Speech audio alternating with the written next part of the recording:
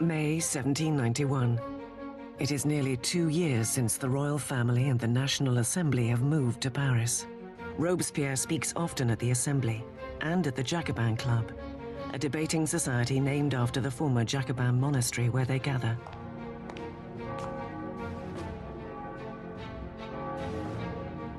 Words take on a new power in the revolution, and Robespierre speaks with an unfailing moral compass. He is an impassioned advocate for the people of France. He soon earns the nickname, the Incorruptible. France is now a constitutional monarchy, and the king forced to share power with the revolutionaries in the Assembly. But it seems Louis's share is growing smaller by the day, as he is forced to sign law after law, diminishing his own power, and that of the other emblem of feudal France, the Catholic Church. Louis decides the time has come to leave France and mount a campaign to reclaim his kingdom. Louis had decided by 1791 that he needed to regain control of his country, and he knew he could only do that with the help of a foreign army. So the idea was to make a break from the Tuileries Palace and to head for the nearest border. The 21st of June, 1791. The king and queen disguise themselves as servants and, under cover of darkness, slip out from under the watchful eye of Paris.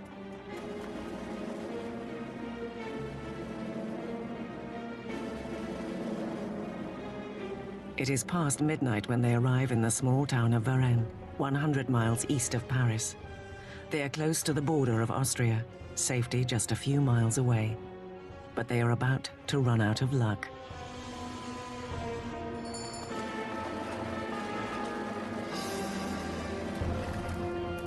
Rumors of the entourage's movements have preceded them to Varennes. A town official stops the carriage and asks for their passports.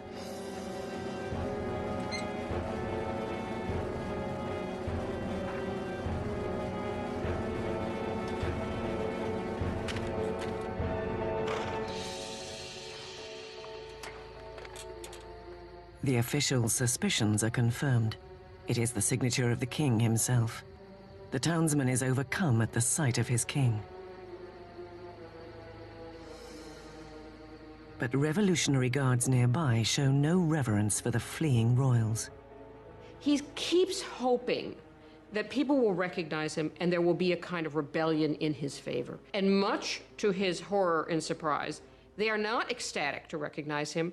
They see him as escaping, and basically he's arrested and taken back to Paris. The idea that the monarch had tried to abandon his people was psychologically catastrophic. That event really broke the bond between Louis and his subjects. Now they had not only a king who was superfluous, they had a king who was obviously a traitor as well. With the royal family proving themselves enemies of the revolution, the little control over events that Louis still held is gone. At the heart of the revolutionary government is Robespierre. He shines at the podium, calling for changes of every kind. He demands universal suffrage and an end to slavery in the French West Indies. Most passionately, he rails against the death penalty. In the new age of enlightenment, Robespierre wants to discard all remnants of the medieval past.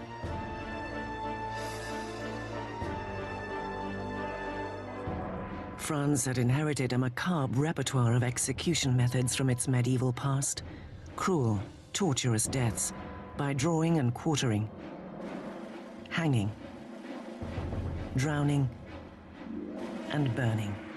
Well, under the old regime, there was a whole panoply of very gruesome punishments, and decapitation was punishment reserved for the nobility. And one of the things that the revolution wanted from the start was to have everybody equal in death. They wanted symbolically to have the same punishment available for anyone. Despite Robespierre's opposition, a new killing machine takes center stage in Paris. Dr. Joseph Guillotin, a physician, proposes a new decapitation machine. Beheading, he argues, is a humane method of execution. A swift slice of steel delivers a quick, painless death. Dr. Guillotin describes his new device to the assembly. The mechanism falls like thunder. The head flies off. Blood spurts.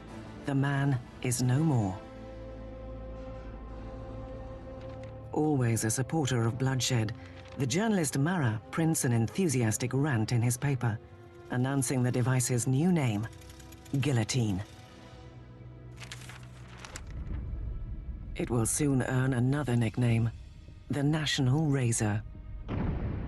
The French revolutionaries believe in humane values. They believe that unnecessary suffering should not be caused. And what they like about the guillotine is that it is quick, it's efficient, and as far as we can tell, although no one has returned to tell the tale, it's painless. The guillotine will silence the revolution's internal enemies. Anyone suspected of plotting to return the king to the throne. But it's the enemies surrounding France that most preoccupy the assembly. There is a growing fear that aristocrats and royal princes who fled to Austria are preparing to launch an armed counter-revolution. The assembly calls for a preemptive attack, a declaration of war on Austria. Robespierre argues against it. Robespierre is one of the lonely voices who is opposing war because he thinks the enemy will win. Robespierre is afraid that the country isn't ready, hasn't got an army that would be able to defeat the enemy. The enemy might therefore come in and destroy the revolution. Robespierre loses the debate. In April 1792, the Assembly declares war on Austria against a country ruled by the family of Marie Antoinette. A nationalist fervor grips the country.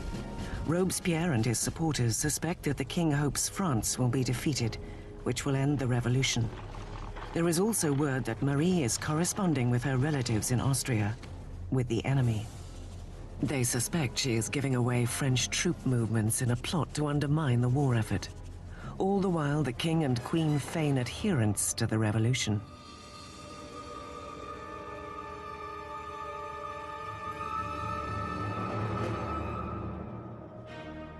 Louis and Marie Antoinette are playing a double game. They are seeming to go along with the revolution many times, at the same time as they are conspiring against it. They are trying to survive. If you want to be generous, they're survivors. But if you want to be, look at it from the revolutionary point of view, is they're liars. With the French army already suffering setbacks on the border, word reaches Paris that Austria's ally Prussia has joined the invasion. Their troops are mobilized under the command of the Duke of Brunswick. The atmosphere in the city is tense. Paris is a tinderbox.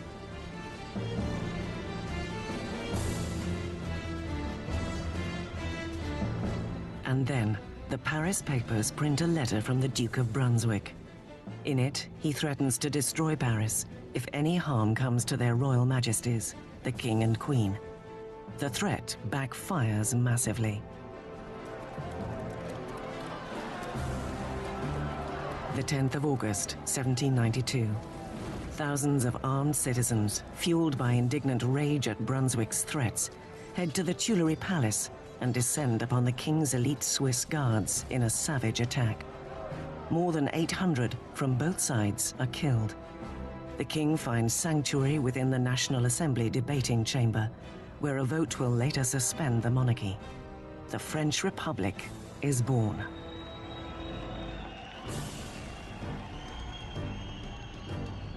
The blade of the guillotine is christened with the blood of Louis's remaining guards, and Robespierre, once a staunch opponent of the death penalty, has had a change of heart.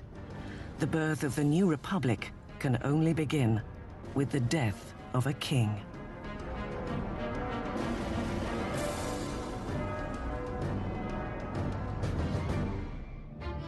August 1792. With the king deposed and imprisoned, Robespierre and his Jacobins are locked in a battle with the moderates of the Assembly, the Girondins, for control of the national government. But on the streets of Paris, there is a new radicalism. It is led by the artisans and working men of Paris, recognizable by their long trousers, in contrast to the knee breeches or culottes worn by the aristocracy. They call themselves the sans-culottes, those without knee breeches. The sans-culottes considered themselves the true people of France. They were not the poorest of the poor.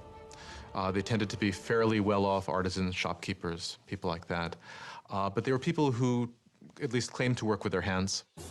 Not wearing the breeches, not wearing the culotte for the sans-culotte was simply symbolism of being not an aristocrat, being an ordinary man of the people. The sans-culottes seize control of Paris's city government, while the Jacobins and Girondins steer the country from the Assembly, now reformed as the National Convention.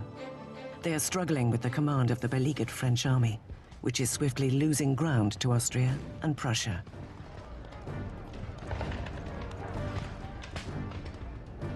While fighting back enemies at the border, the revolutionary government cracks down on enemies within.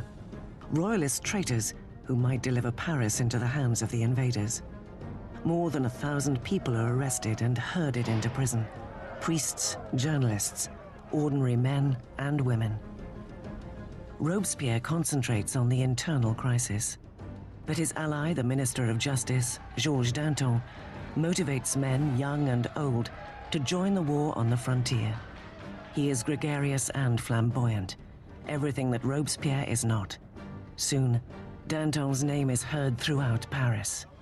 Danton is a bigger-than-life character, a man full of life, full of bombast, a tremendous drinker and debaucherer who, though he's from the educated classes himself, is a guy who, unlike Robespierre, can physically identify with the working people in a way that Robespierre simply cannot.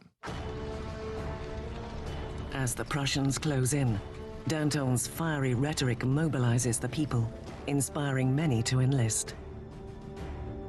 At one of the moments of greatest peril for the revolution, the Austrian and Prussian armies are invading. He gets up in front of the people of Paris and shouts, "De l'audace, encore de l'audace, toujours de l'audace, et la patrie est sauvée." Boldness, more boldness, forever boldness, and the fatherland is saved.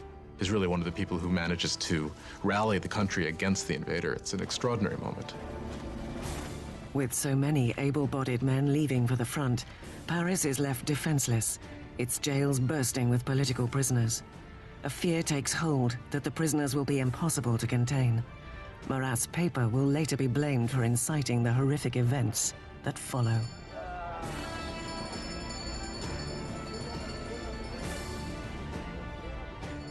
The foreign armies were advancing on Paris. Had they linked up in Paris with these bitter enemies of the revolutions in the prisons, of course, then the results would have been fairly horrific from the standpoint of the people. In the first week of September, disastrous news arrives from the front. Prussia has taken Verdun, the ancient fortress on the road to Paris. The enemy is getting closer. The fear gripping Paris explodes. The sans-culottes break into the prisons and unleash a furious assault on those found within. No traitors are to be spared. And the sans-culottes went to the prisons, particularly the prisons where refractory priests were being held, where nobles were being held, where political prisoners were being held, and they started carrying out their own impromptu trials that were very short and that very often simply ended with slaughter.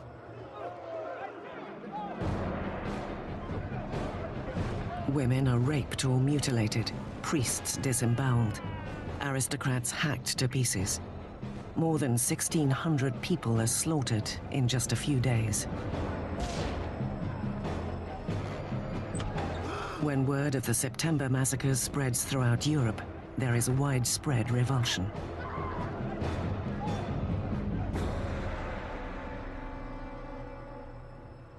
Across the Channel, the London Times gives voice to the general horror. The newspaper asks, are these the rights of man? Is this the liberty of human nature? The most savage, four-footed tyrants that range unexplored Africa rise superior to these two-legged Parisian animals. The revolution has turned a corner. Even Robespierre understands that things have gone too far. that the people cannot manage the revolution on their own. They need guidance. The incorruptible rises to the forefront as the man who can lead the revolution.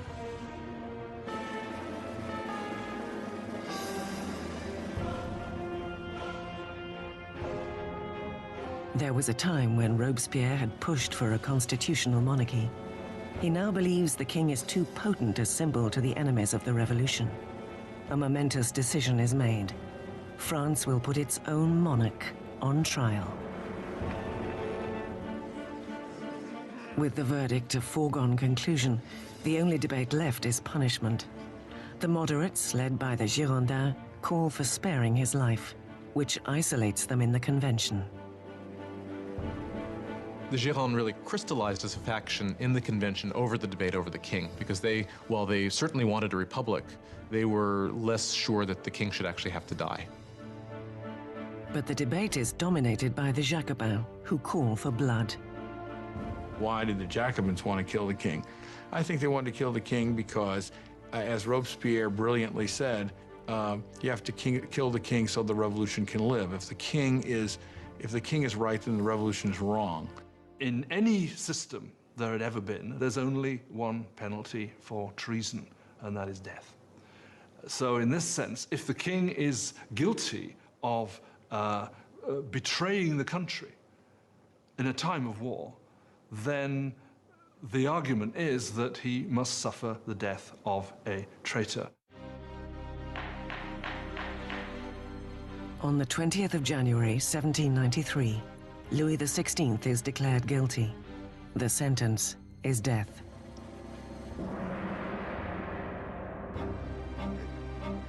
That evening, Louis is briefly reunited with his family.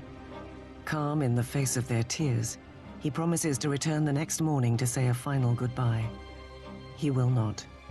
He cannot bear his family's anguish, and must not weaken on the way to the guillotine.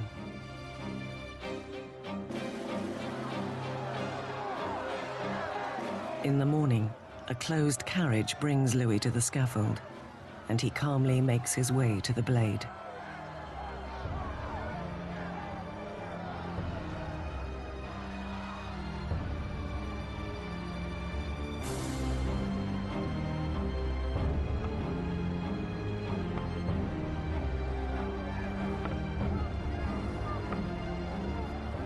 He attempts to give a speech.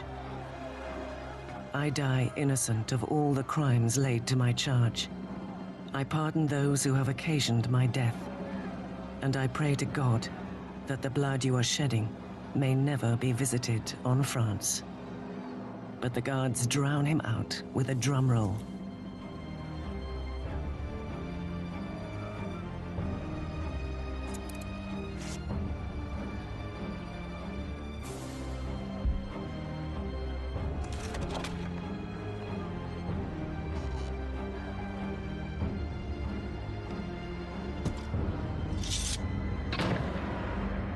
At 10:22 a.m., the king is no more.